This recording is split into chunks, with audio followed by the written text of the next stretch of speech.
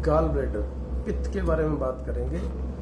जो हमारी पित्त की थैली होती है, हमारी पित्त की थैली बड़ी इंपॉर्टेंट ऑर्गन है शरीर की। भगवान ने बड़े ही सिचुएटेड तरीके से उसको बनाया है, हमारी बॉडी के अंदर फिट किया है। अब जैसे मैं आपको बोलूं कि मेल और फीमेल में डिफरेंसेस क्या हैं, तो फीमेल के अंदर बच्चादानी होती है, मेल के अंदर गुदूद होते हैं, प्रोस्टेट होता है ना। तो अब ये अलग अलग चीजें हैं। अब इनके अंदर भी बीमारियां बनती हैं। तो वो बीमारियां, जो भी बीमारियां बनती हैं, सबसे पहली जानकारी ये है कि हमारे शरीर में कोई भी बीमारी बनेगी हमारे लिपिड के बिगड़ने से बनेगी। लिपिड प्रोफाइल के बिगड़ने से बनेगी, बॉडी के अंदर ट्राइग्लिसराइड के बढ़ने से बनेगी, एलडीएल के बढ़ने से बनेगी, वीएलडीएल के बढ़ने से बनेगी, कोलेस्ट्रॉल के बढ़ने से बनेगी, पानी की कम मात्रा से बनेगी। तो जो पित्त है, पित्त की थैली के अंदर बाइल होता है, येलो बाइल, उसको हम बोल देते हैं भाई वो एक एसिड है जो हार्ड फूड को डाइजेस्ट करने में हेल्प करता है।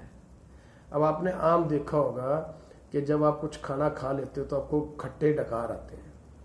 तो खट्टे डकार आने का मतलब है कि बाइल प्रोड्यूस हो गया है, खाना पच नहीं रहा था, बाइल प्रोड्यूस हो गया है और बाइल उस खाने को पचाने की कोशिश कर रहे हैं। तो अब आप ये चीज सोचिए कि जब आपने कुछ ऊटपटांग खा लिया, तुरंत बाइल आया और बाइल ने खाने को पचाने की कोशिश की, खाना नहीं पचा, तो आपको उल्टी हुई। उल्टी हुई तो क्या हुआ, हरा हरा पानी निकलता है साथ में। पहले उल्टी होती है, फिर हरा हरा पानी निकलता है। तो वो क्या है, बाइल डक्ट बाहर निकला है, एसिड बाहर निकला है ना। खाना वो डाइजेस्ट होने लायक नहीं था, पेट नहीं पचा पा रहा था, इसलिए उसको बाहर निकाल दिया। तो ये ऑर्गन बड़ा इंपॉर्टेंट होता है हमारे शरीर में से, इसको निकालना नहीं चाहिए छोटी मोटी गलतियों की वजह से, छोटी मोटी चीजों की वजह से। जैसे गॉल ब्लैडर में इन्फ्लामेशन आ गई या गॉल ब्लैडर के अंदर स्टोन्स बन गए, तो भाई उसको निकाल दो। बड़ा सिंपल प्रोसीजर है, बड़ा सिंपल तरीका है। आप अपने खाने पे कंट्रोल करिए, सही मेडिकेशन की तरफ बढ़िए, सही चीजों का सेवन करिए। ये बड़ी ही जल्दी आपके, जैसे ही लिपिड प्रोफाइल को ठीक किया जाएगा, आपके एलएफटी को ठीक किया जाएगा, केएफटी को ठीक किया जाएगा, आपके जो वाटर लेवल है, बॉडी के वाटर लेवल को इंक्रीज किया जाएगा, तो ये ऑटोमेटिकली, ये साल्ट की गांठें होती हैं। साल्ट हमारे सेल का डस्ट जो होता है उसके इकट्ठे होने की वजह से ये पथरी बनती है। तो वो पथरी अगर बन सकती है तो वो मेल्ट भी हो सकती है, और वो मेल्ट होती है। हमने काफी प्रैक्टिकल करके देख लिए इन चीजों के।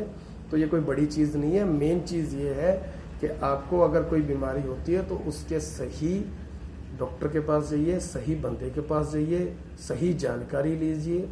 ठीक है, जानकारी के अभाव में हम दुनिया की हर चीज को पढ़ते हैं। देखिए, आप इडली बनाने के लिए रेसिपी इडली की ढूंढनी है, आप पंजाब में रह रहे हो या राजस्थान में रह रहे हो या हरियाणा में रह रहे हो, आपने इडली बनानी है घर में, तो इडली की रेसिपी के लिए आप यूट्यूब पे चले जाओगे, है ना, गूगल पे चले जाओगे, विकिपीडिया पे चले जाओगे।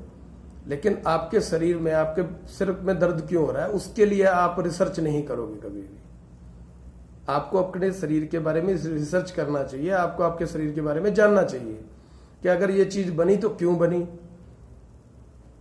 अगर आपको इस चीज के बारे में, देखिए, इसी अंधापन की वजह से ये पूरा केस चल रहा है, ये इतना बड़ा गेम चल रहा है, इतना बहुत बहुत बड़ी मार्केट बिल्ड हो रखी है इसके ऊपर।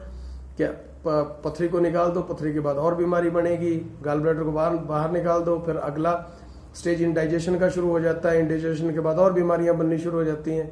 तो कृपया अपने शरीर को जैसा भगवान ने दिया है वैसा ही बना के रखें, और भगवान ने हमें जो खाना दिया है, जो खाना भगवान ने हमें बोला खाने के लिए, हम उस खाने को सही तरीके से खाएं। फैशन और मार्केट के अभाव के अंदर आके आप लोग गलत खान पान का सेवन करते हो, उस गलत खान पान के सेवन से बचें। और इस तरीके की कोई भी समस्या आती है, गाल स्टोन या किडनी स्टोन, तो आप मेरे से संपर्क कर सकते हैं। जय हिंद, जय भारत।